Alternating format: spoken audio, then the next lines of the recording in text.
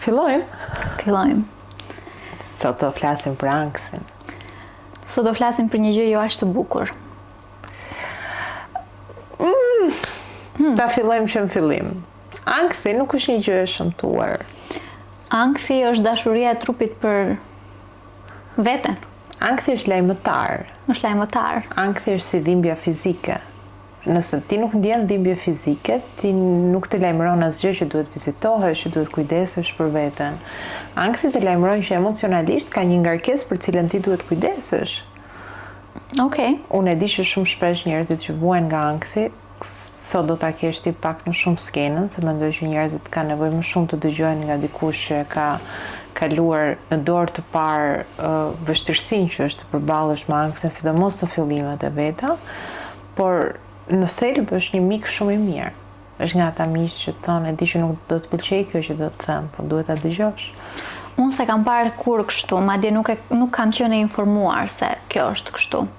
E kam mësuar gjatë terapisë dhe Jola po më thoshte, sidomos edhe për sulmet e panikut, jo vetëm për ankthin, që rrita është një alarm fals, që trupi po ta jep që është në rrezik. Ndihet në rrezik trupi jot, edhe pse nuk është në rrezik. Është thjesht një alarm fals.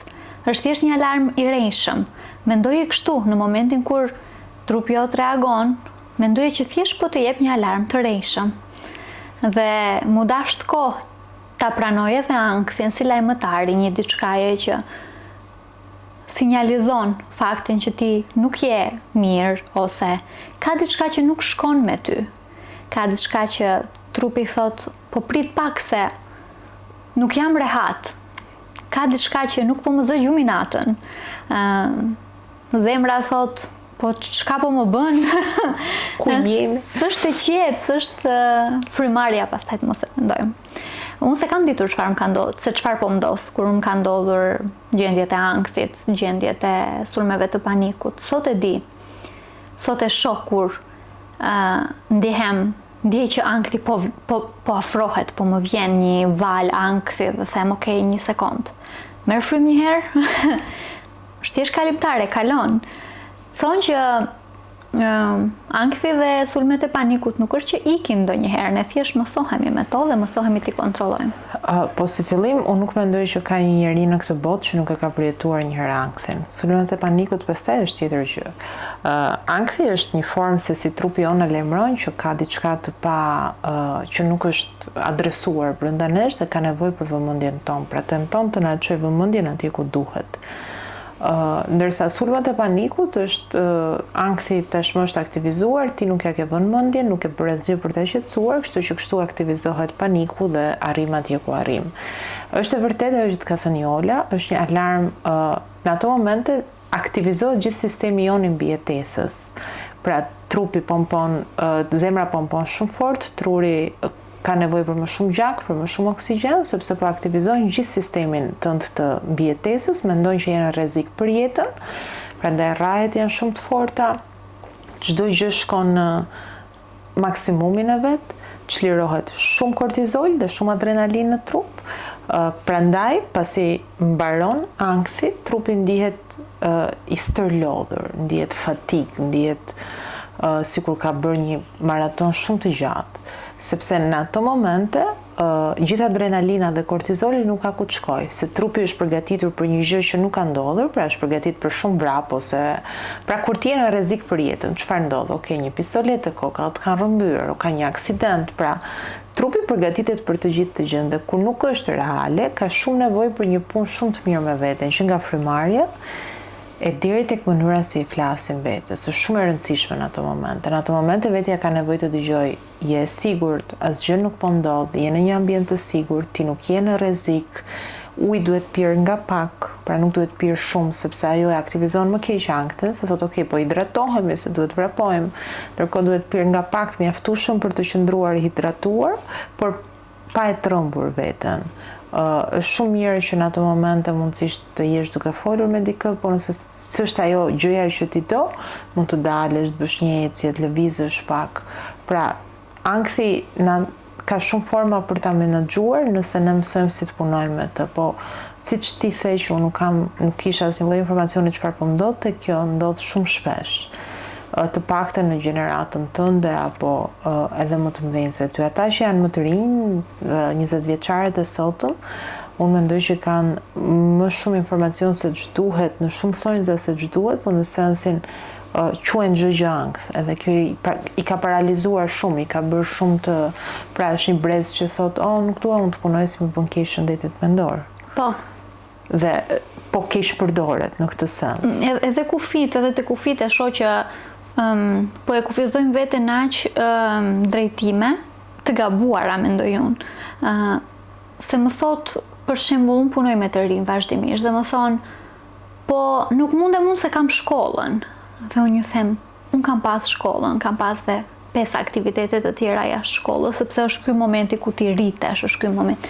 Po jo thonë se unë dua të kujdesem për veten dhe shëndetin tim mendor. Sikur kanë filluar të fshihen prapa kësaj me idenë që unë po mbroj veten në një farë lloj mënyre, edhe nuk po rrezikojnë mjaftueshëm, të paktën me aq sa kam arritur të shoh. Unë të njëjtën gjë mendoj, madje jam akuzuar shpesh nga të rinjt dhe 20 vjeçarët, të cilët unë i kam xhan, por ata nuk më kuptojnë në këtë moment për çfarë i këshilloj, për faktin që jam e pandjeshme ndaj tyre. Më akuzojnë që unë nuk e njoh realitetin dhe nuk e di çfarë mundësish kanë 20 vjeçarët në mbar tokat shqiptare, qoftë Shqipëri, qoftë Kosovë, qoftë Maqedoni. E vërteta është që unë mendoj që ata po jetojnë shumë të fshehur, po jetojnë në përcepat e jetës. Jeta jote është që ti të jesh në sken, nuk ka rëndësi çfarë ndodh, bie shi, bie breshër, mund të pyesësh çdo aktor, nuk ka rëndësi çfarë ndodh aty jashtë, ti vazhdo në sken. Kujtoj njerë kam qenë në teatrin kombëtar të Shqipërisë, teatri vjetër, edhe nga që ka qenë ndërtesa e vitet, ti dëgjohet çdo gjë që ndodh në rrugë, bëhej një koncert. Ishte shumë e bezdisshme, edhe për spektatorin, sigurisht edhe për aktorin. Nuk u dukte asnjë nga fytyrat e aktorëve, vazhdoi shfaqja. Kështu është jeta. Ti qëndron në qendër të skenës tënde dhe shfaqja jote vazhdon. A kanë ankth të rinjtë e sotëm? Patjetër. A kanë pasiguri? Pak më pak se që kanë prindrit e tyre, apo brezat e 90-s, le të themi.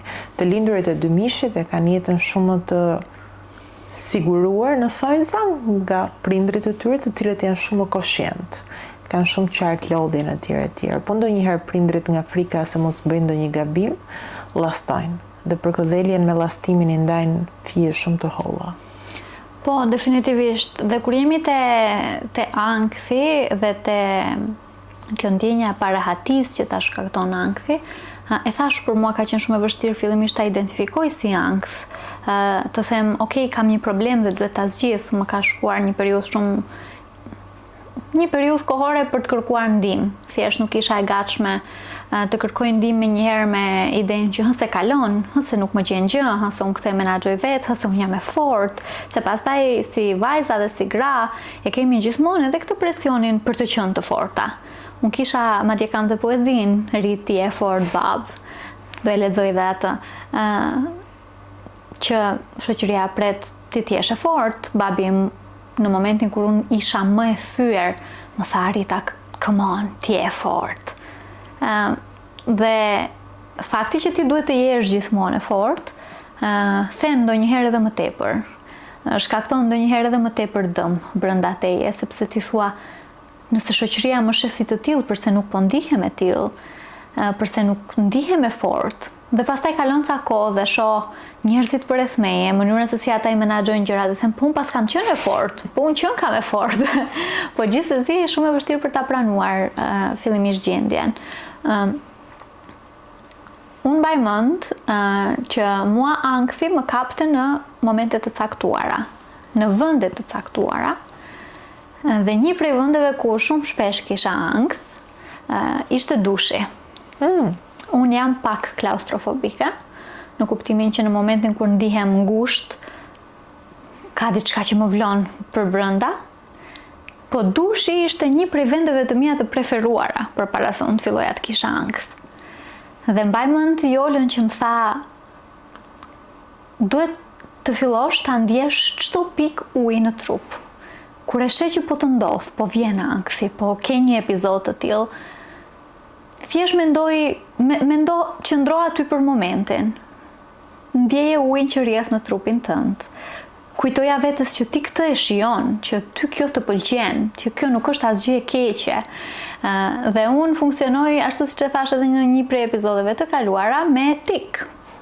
Më thua sot Anisa ti Rita duhet ta praktikosh këtë? Unë nesër e kam praktikuar atë. Sepse është thjesht një tik që unë duhet ta kaloj. Kështu funksionoj edhe me mua. Sindroma e nxënësit ekselent. Apo? Ti je me fat, Jola. Ne e shfrytëzojmë shumë. Terapistët e shfrytëzojnë shumë nxënësit ekselent që e kanë me merak të bëjnë detyrat siç duhet. Unë ja them pacientëve të mi, sa më thonë, unë kam qenë nxënëse ekselente, them ose do kënaqemi bashkë. Se ndihen në faj nëse nuk e bëjnë atë që ti i ke thënë që të bëjnë, se jam mësuar që ta bëjnë gjithmonë. Të gjitha, shkruaj ndjenjat tua çdo mbrëmje. Tik. Nuk di çfarë tjetër. Qëndro me dhimbjen. Tik. Cili ka qenë momenti ku mendove që se okay, jam më mirë tani, po bëhet më mirë?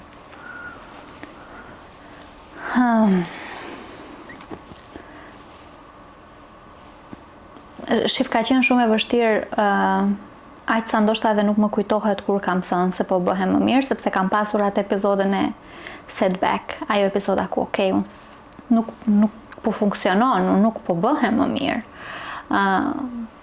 Po ato momentet e para të lumturisë kanë qenë muaj pasi unë kam filluar terapin, ndoshta edhe pasi përfundova terapin. Do kisha thënë janë ato seancat e fundit të terapisë. Unë i kisha terapit online, i kisha seancat online, dhe isha ashtu njeriu, sidomos në kohën kur kisha shumë nevojë për ndihmë, që mezi prisja të takoja Jolën. Unë flisja me Jolën, unë flas me Jolën. Më thënë, në përditshmërinë time, unë i tregoj gjëra asaj në kokën time. Them, okay, çfarë do kishte thënë Jola në këtë moment ose.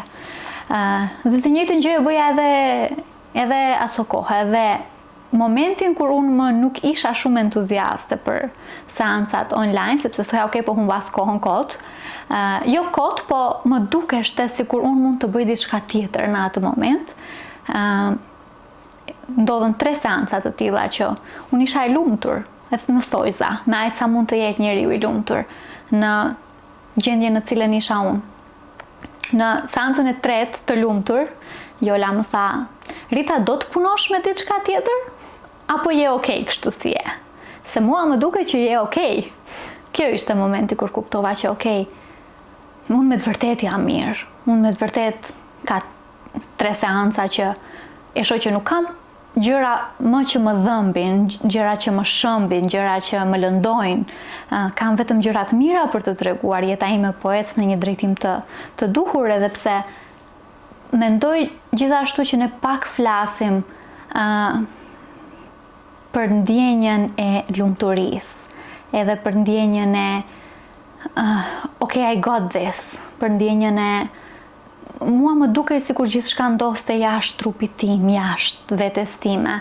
Unë po ikja në Londër, po e shihja thjesht si një gjë që po i ndodhte dikujt tjetër, sepse nuk po ndoshta është edhe frika t'ja lejosh vetes ta shijosh atë që po e shijon. Po këto kanë qenë momentet e para kur thoja, okay, jam mirë, kur ma konfirmoi edhe terapistja që ti je mirë, e shoh që ne s'kemi për çfarë flasim më.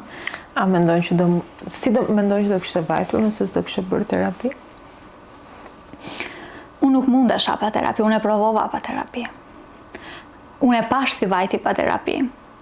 Unë kisha ankth dhe sulme paniku, sidomos kur vozisja, që ishte shumë e rrezikshme për mua dhe për pjesëtarët tjerë të trafikut. Unë nuk mund të flija, dhe si shkoj pa terapi ishte që unë nuk mund të flija fare. Unë zgjohesha çdo gjysmë ore me një sulm tjetër paniku, me një rrahje të shpejtuar zemre, me atë ndjenjën, s'po mbushem dot me frym. Me ëndra të vazhdueshme, me faktin që po më ndodh diçka, me alarme të rrejshme të trupit që po thoshte, jenë rrezik, çohu, mund të flesh në këtë moment. Kjo ndodhi pa terapi. Deri në një moment ku thash, okay, unë kjo nuk po funksionon, unë nuk po mund ta ndihmoj veten, unë kam nevojë për ndihmë. Po kjo vjen Anis, unë kam folur shumë për shëndetin mendor. Ti ke qenë në emision të unë disa herë. 10 psikologe të tjera kanë qenë në emision të unë disa herë. Kështu që unë kam pas informacion për shëndetin mendor, unë e dija që diçka nuk është në rregull me mua. Andaj po e ndaj këtë që po e ndaj sot, se e shoh që ma ke lënë mua barën e kësaj epizode, thjesht që ata atje jashtë ta kuptojnë që njeriu ka nevojë për ndihmë, edhe njerëzit që duken shumë të lumtur në Instagram. Po ta shihje atëherë jetën time në Instagram? Super jetë. Ashtu siç është sot. Ashtu siç do të jetë gjithmonë, sepse ne ndajmë momentet më të mira në rrjetet sociale. Një nga arsyet pse unë po qëndroj pak më në pozicion të dytë në këtë episod është sepse e dëgjoj rrallëherë nga njerëzit skeptik që thonë, po ju psikologët që do thoni, kështu do thoni që duhet se s'bën terapia. Se jetojmë në një kohë konsumerizmi, siç e kemi përmendur edhe në episode tjera dhe çdo gjë e kthejmë në një gjë të shitshme dhe të blejshme. Dhe mendoj që dikush që e ka kaluar, e ka shumë të thjeshtë të flasi nga ai pozicion, sepse ti ke pasur një eksperiencë të plot, pra ti e ke ndjer procesin se si ankthi kaloi në panik, se si paniku të paralizoi jetën dhe ti fillove të mos jetoje në formë të plot për shkak të asaj gjendje dhe se si provove ta kaloje vetëm dhe vetëm nuk i dilej. Sepse shumë njerëz dëgjojnë nga prindrit e tyre, po ti s'ke nevojë për psikolog, ti më ke mua. Mua më ka habitur shumë pritshmëria dhe pranueshmëria e prindërve të mi. Ata nuk e dinin, prindrit e mi nuk e dinin gjendjen time. Unë jetoja ndaras prej tyre dhe ndodhi që të shkojmë në pushim bashk. Unë i kisha ditën epizodat, mirë po thash nuk ishte rasti që ato të jenë aty prezent gjatë epizodave të mia dhe ndodhi që unë flija me mamin një natë. Dhe ajo nuk po e kuptonte çfarë ndodhte sepse unë zgjohesha çdo orë, çdo gjysmë ore.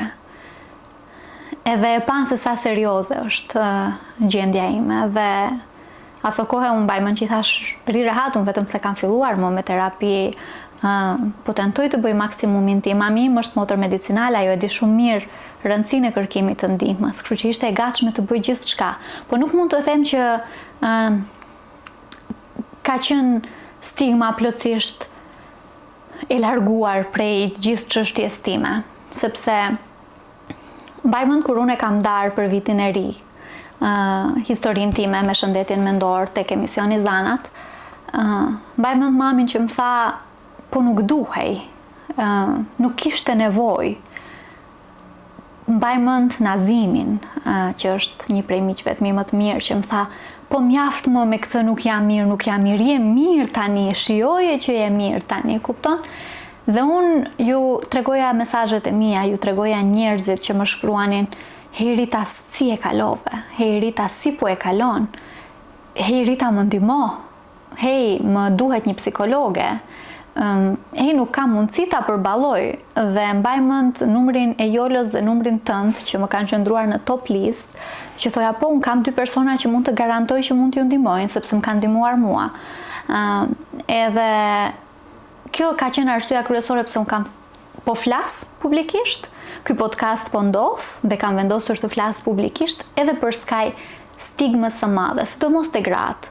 Sidomos gratë e kanë gati të pamundur të flasin për këtë, sepse prej tyre pritet të rrisin fëmijë, prej tyre pritet të bëjnë punët e shtëpisë, të vazhdojnë një jetë normale, të mos flasin për depresionin pas lindjes, të mos flasin për aq shumë problematika tjera me cilat gratë përballen. Me ngarkesën e grave dikur aq shumë e injoruam sa nxorëm një problematik të shëndetit mendor, se që ishte histeria për t'i përshkruar. Unë mbaj mend, kam shkruar dikur, nuk e mbaj mend saktësi, po kam shkruar këtë barën e rënd që e ndjej mbi shpatulla si grua. Kujt t'ja lë? Ku ta lë të pushoj pak? Dhe mbaj mend mamin tim që më tha so kohë, e lexova çka kishe shkruar dhe desha të them ma jep mua. Nënat janë prap ai vendi kryesor ku ne lëm gjithçka, peshojmë gjithçka te to. Mami im mbart çdo ndjenjë time, çdo emocion timin në shumë dimensione. Është një shprehje që unë kam përdorur së fundmi, që është women were given the weight of the world but nowhere to put it down. Pikërisht Se është kjo. e vërtet në na jepet pesha e botës, po askund ku mund ta vendosim. Edhe prandaj idealizohen dhe romantizohen kaq shumë marrëdhëniet ku djemtë dhe burrat e marrin atë fuqinë dhe thonë okej, më lërë se kujdesem unë, më lërë se bëj unë, sepse në fakt ne kemi shumë nevojë për njëri tjetrin. Në fakt botën nuk e bëjmë dot vetëm, jetën nuk e bëjmë dot vetëm, kemi nevojë për njëri tjetrin, edhe në sens romantik. Kemi nevojë për dikë ku të pushojmë sadopak, të mbështetemi sadopak, dikush që na ruan krahët, se është e vërtet, mamat do kenë gjithmonë një vend për ne, të paktën ato të mirat që e njohin detyrën e tyre, sepse për fat të keq ka shumë djemë dhe vajza atje jashtë që janë rritur nga nëna që të tillë kishin vetëm biologjikisht, por asnjë lloj roli emocional. Mënyra si mami jote është përgjigjur është gjithçka duhet të dish për të qenit mamë. Të qenit mamë është kur fëmia jote thotë nuk di ku ta çoj këtë peshë, mami thotë cilës e mbaj unë, edhe nëse të vetat nuk po di ku t'i lej. Mami im është një grua jashtëzakonshme. Është një njeri që aq i pjekur, aq open-minded, është aq progresive, sa që ti nuk gjen njerëz progresiv të tillë edhe te vajzat e reja sot. Mami im lexon çdo libër që unë fus në shtëpi. Mami im është super e pavarur. Mami im ka ditur në një mënyrë perfekte të mbaj balancin në shtëpi, të jetë koka e shtëpisë kur ka pasur nevojë të jetë koka e shtëpisë. Dhe unë mendoj që ka rritur 4 fëmijë, unë nuk e di si. E pyes veten shumë shpesh. Unë nuk e di nëse do mund ta bëja, sepse unë i shoh motrat e mia, unë e shoh vllaun tim dhe them wow, çfarë pune jashtëzakonshme. Si kanë arritur ta bëjnë. Po definitivisht prindrit luajnë një rol shumë të madh në mënyrën, të paktën te unë ata kanë qenë gjithmonë aty. Domethënë nëse unë kam pas një mbështetje, ti e di sa shumë urrejtje unë marr në rrjetet sociale, në botën atje jashtë. Marr komente nga më të shëmtuarat. Dhe nëse ka një gjë që prindrit e mi ma kanë ngulitur thellë në mendje është ti ke një shtëpi dhe ke një vend ku gjithmonë mund të kthehesh. Dhe e dyta, ne nuk heqim dorë prej teje pa marrë pavarësisht gjithçka. Ti ke një vend ku të kthehesh. Dhe mendoj që përkrahja e prindërve, sidomos te vajzat, është e jashtëzakonshme, është jashtëzakonisht e nevojshme. Vajzat janë shumë shpesh viktima të dhunës, vajzat kanë probleme të jashtëzakonshme dhe kanë nevojë për një krah për të mbështetur. Për fund tanis, dua të ndaj me ty momentin e parë kur unë kam qëndruar me ankthin. Hajër, te ajo go through it. Këtë e kanë qef terapistët. Më tha, Jola, po punonim për të shmangur momentet e tilla. Më fal. Është okay. Po punonim për të shmangur ankthin, për të shmangur momentin, episodin e sulmit të panikut, të di si të gjindem në moment. Dhe u bë një periudhë të caktuar kohore që ne po shmangnim. Dhe një ditë më thot Jola, okay, tani erdhi koha do jetojmë me të se s'bën. Okej, them unë çfarë të bëj? Dhe më sqaron pak, më jep ca tips on how to work. Dhe të thash unë jam një nxënëse shumë e mirë. Okej, them se e praktikoj. Herë tjetër, thash unë dushi ishte vendi ku unë kisha shumë shpesh sulme paniku, po edhe banjoja si vend, nuk e di për çfarë arsye, po në momentin që futesha e kisha një epizod të tillë. Futem në banjo unë dhe ndjej që u ndes drita. Ka qenë një prej eksperiencave më të jashtëzakonshme të jetës time. Ti e din që është trupi jot, je ti, po ti se ndjen veten, ti se ndjen trupin tënd. Është si ta shohësh veten kështu nga distanca. Dhe e sheh që po përjeton diçka, je në një ambient, jam unë në këtë dhomën, po unë s'prek dot, s'ndjej dot. Jam jashtë, e shoh veten nga jashtë. Edhe për një moment thash, wow, çfarë ndjenjë ta përjetosh ankthin në fund të ditës. Ka qenë thash një prej eksperiencave më të jashtëzakonshme të mia, edhe pastaj fillova ta pëlqej. U bë simpatik. U bë simpatik pastaj. Po, në fund kam pasur dy gjëra që nuk e kam ditur gjithashtu se ekzistojnë. Një është kjo ndjenja e të parit vete nga distanca, që kishte një emër të caktuar ma tha Jola, nuk e di si quhej. Disoci. Edhe një tjetër që nuk më kujtohet për momentin, është një që e sheh veten nga distanca dhe nuk e ke perceptimin që është ti që po bën një gjë, dhe një gjë tjetër. Domethënë, edhe I went through these two things as well. Kalova dhe këto për të përfunduar plotësisht në një ditë të zakonshme që i shkruaja Anisës: Anisun, sot jam e lumtur. Anisun, sot ndihem mirë. Anisun, po tani një poezi se sot ja kam dalë. Njerëzit që shkruajnë, mendoj që nëpërmjet të shkruarit tregojnë edhe mënyrën se si janë. Është një autore italiane që unë e dua shumë, që në një nga këto, se është bërë Instagrami një formë intervistimi e vazhdueshme, po mendoj që ka anë të mira dhe kjo, e pyesin çfarë bën kur nuk shkruan. Edhe ajo ishte përgjigjur: kur nuk shkruaj, dal, eci, lexoj, flas me njerëz, këndoj, qëndroj në shtëpi, shoh televizor, por e sigurt është që kur nuk shkruaj, diçka po më masakron. E vërtet është, ne mbledhim, ne jemi njerëz, ne jemi të tillë që absorbojmë, që në një moment të caktuar të shpërthejmë dikund, të dalë dikund ajo prej nesh. Është jashtëzakonshëm edhe momenti i inspirimit. Unë e ndjej kur më vjen, okay, e kam, it's there, duhet ta nxjerr, s'ka. Dhe një prej poezive me cilën do ta përfundojmë këtë podcast është pikërisht Rit, ti je fort, bab. Hajde. Për gjitha vajzat që besojnë ndoshta që nuk janë mjaftueshëm të forta ose duhet të jenë mjaftueshëm të forta por nuk ndjehen të tilla. Rit, kur je lind, emrin ta ka këndu Hoxha 3 herë në vesh. Me kanë e fort ti bab, e kam ditur si ka me qenë çupa jeme. Hajt ta shoh kokën nalt. Rit, të kam mbajt në krah si gjanë ma të vlefshme. Të kam përgdhel nat për nat. Ta kam këndu në vesh një nullën e grave të forta. Ti je fort, bab, nuk të thyen ty as një sen.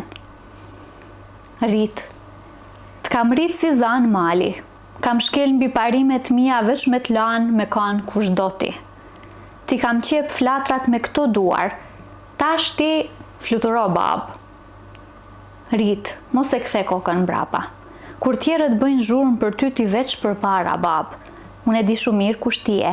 Bota mundet vetë xheloze me vështru prej larg, s'ka si çupa jeme. Rit, në ujrat e botës e ke la shtatin. Me gjet veten ku përket ti. Kilometrat në jetë i kemi bo bashk, bab. Ti e rit nga dal, unë shumë shpejt jam plak. Ti këtë botë e mban vetë në plamp, bab.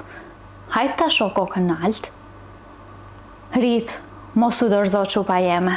Ty në shpinë të mbaj me krejt hallet e tua. Natën gjumë flej veç kur të kam afër. Kush zguxon me ta lëndu xhanin se ti je lisi fort që nuk përkulet. Rebele, veç e ngrit zanin, krejt bota sillet në gishtat e tua. Të emocionoj, pa? Më emocionon sa herë që e lexoj, sepse janë fjalët që babi im i ka thënë në heshtje. Janë fjalët që babi im kursi ka thënë me zë. I ka thënë vetëm me vepra. Përveç fjalës, rit, ti je fort, bab. Andaj edhe nuk e kam pritur të dalë në këtë formë poezia, ka dalë thjesht shumë rastësisht, po është dëshmia se çfarë është babi im për mua dhe çfarë jam unë për të. Përpara se ta mbyllim, ne jemi besoj në minutat e fundit. Jemi. Unë dua të çoj një falënderim shumë të madh për të gjithë mamat dhe babat që me gjithë sfidat e pafundme që kanë, ne jemi të gjithë koshient që nuk është e lehtë jeta për askënd, aq më shumë kur je prind, kanë zgjedhur që të shkojnë përtej të gjithave për ta bërë punën e tyre me përgjegjësinë e jashtëzakonshme që është të jesh prindi i dikujt. Ju kemi borxh jetën dhe të ardhmen dhe s'mund të jemi më shumë mirënjohës për ekzistencën tuaj. E për të gjithë njerëzit që ndoshta kanë kaluar diçka si Rita ose janë duke e kaluar, ju lutem kërkoni ndihmë. Njeriu nuk është bërë për të kaluar asgjë vetëm, nuk keni pse ta bëni as ju. Deri herën tjetër. Deri herën tjetër.